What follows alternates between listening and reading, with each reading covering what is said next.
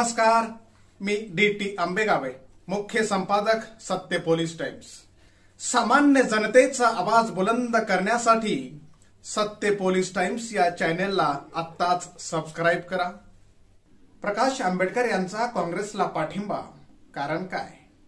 महाविकास आघाडीकडून वंचित बहुजन आघाडीबाबत कोणतीच स्पष्ट भूमिका जाहीर होत नसल्याने प्रकाश आंबेडकर नाराज झाले आहेत। त्यांनी याबाबत काँग्रेसचे राष्ट्रीय अध्यक्ष मल्लिकार्जुन खरगे यांना पत्र पाठवून नाराजी व्यक्त करत काँग्रेस व शिवसेनेवरील आपला विश्वास उडाल्याचे म्हटलंय।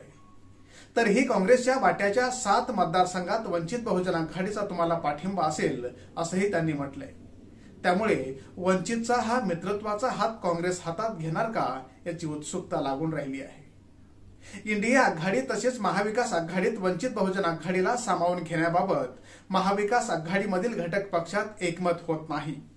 त्यामुळे वंचित बहुजन आघाडीचे नेते प्रकाश आंबेडकर हे नाराज झाले आहेत।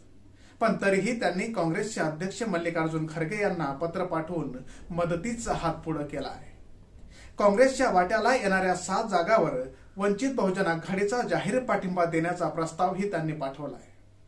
या प्रस्तावावर काँग्रेसची काय भूमिका राहणार याकडे सर्वांचं लक्ष लागलंय।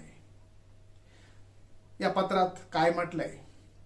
प्रकाश आंबेडकर यांनी मल्लिकार्जुन खरगे यांना लिहिलेल्या पत्रात म्हटले की, मुंबईतील भारत जोडो न्याय यात्रेच्या समारोप कार्यक्रमात तुम्हाला आणि राहुल गांधी यांना भेटून आनंद झाला, पण मी यावेळी विस्तृत भाषण करू शकलो नाही, त्यामुळेच मी आज तुम्हाला पत्र लिहित आहे।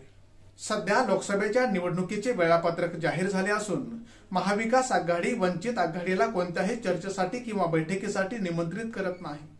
तरीही त्यांच्या सातत्याने बैठका सुरू आहेत। या अगोदर झालेल्या महाविकास आघाडीच्या बैठकीत उद्धव ठाकरेंची शिवसेना व शरद पवारांचे राष्ट्रवादी काँग्रेस पक्षाने वंचित बहुजन आघाडीच्या प्रतिनिधींचे म्हणणे ऐकून घेण्यास नकार दिलाय। या असमान वागणुकीमुळे आमचा या दोन्ही पक्षावरील विश्वास उडाला आहे। वंचित बहुजन आघाडीचा मुख्य अजेंडा हा फॅसिस्ट फुटीरतावादी लोकशाही विरोधी भाजप आरएसएस सरकारला पराभूत करणे हा आहे, असं त्यांनी म्हटलंय। प्रकाश आंबेडकर यांनी महाराष्ट्रातील 7 जागांवर काँग्रेसला वंचित बहुजन आघाडीचा पूर्ण पाठिंबा देण्याचा निर्णय घेतला आहे। आता काँग्रेसकडून काय उत्तर येईल हे पाहणं महत्त्वाचं ठरणार आहे। सामान्य जनतेचा बुलंद आवाज, सत्य पोलीस टाइम्स।